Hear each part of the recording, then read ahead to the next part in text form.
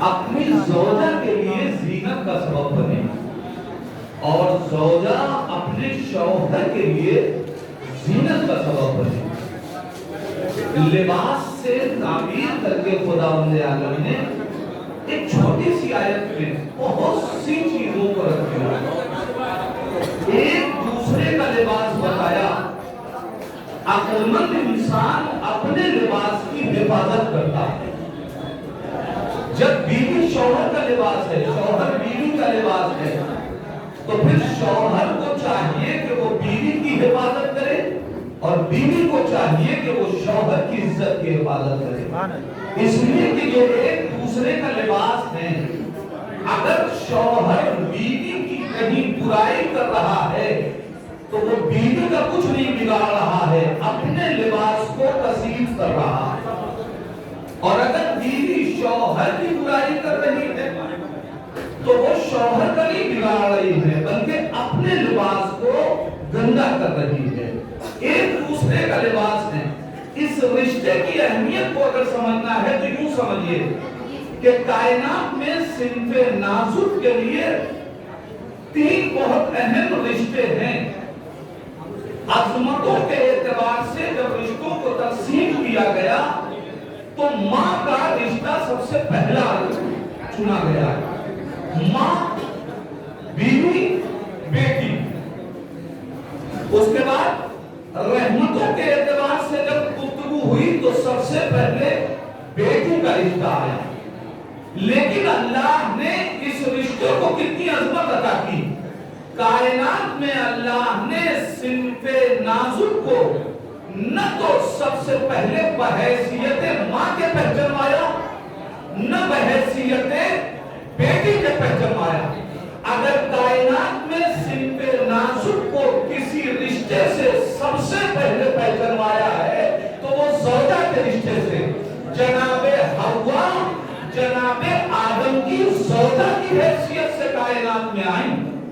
اس کا مطلب شریک حیات کی حیثیت سے اللہ نے رشتے کو پہچنوایا. کیوں؟ شریک حیات کی حیثیت سے. اس لیے کہ یہ پوری کائنات سجائی جا رہی ہے زندگی کے لیے. زندگی کا مقصد عبادت ہے, عبادت کے لیے. اب یہی وجہ ہے کہ حوا ہیں تو سب سے پہلی خاتون کائنات کی.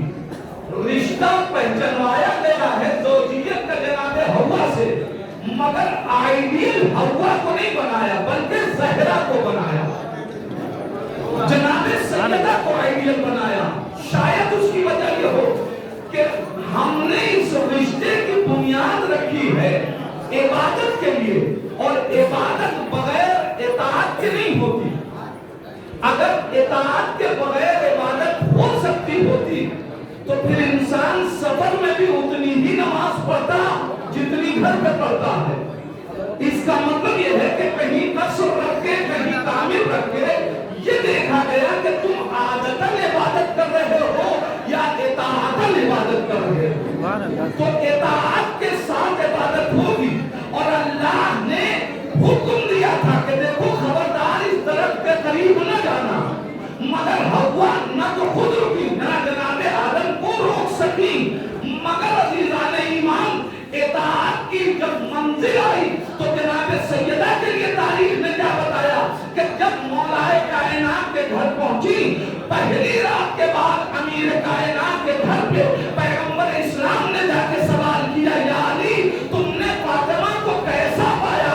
آواز دی, نعم العون فی طاعت اللہ, ہم نے اللہ کی اطاعت میں بہترین مددگار پایا ہے. لہذا کائنات کی ہر زوجہ کے لیے آئیڈیل فاطمہ کی زندگی ہے. اب جو سیدہ کی زندگی کو دیکھتا چلا جائے گا اور نمونہ عمل بناتا چلا جائے گا, وہی